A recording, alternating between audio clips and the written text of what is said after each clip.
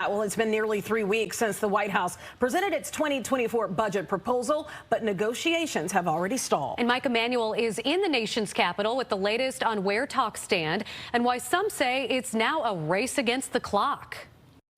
This budget will help us continue to implement our national defense strategy and the president's national security strategy.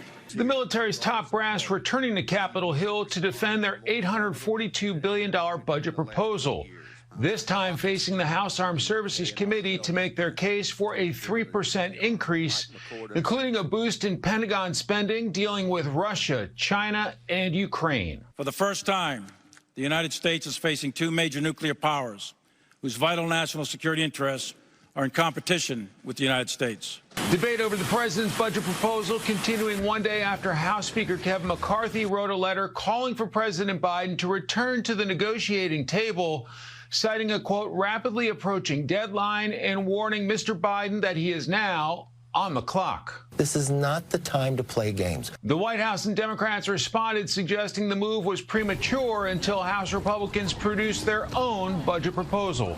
We have not seen anything from House Republicans. What we have seen and heard are excuses after excuses after excuses, but they should be transparent to the American people. The back and forth on both sides highlighting a central debate over the debt ceiling, with Democratic leader Chuck Schumer urging Republicans to work together to raise the legal limit the U.S. government can borrow. Stop the brinksmanship, stop threatening default, and work with Democrats on a clean extension of the debt ceiling. To avoid risk of a default, Congress needs to raise or suspend its $31 trillion cap by this summer.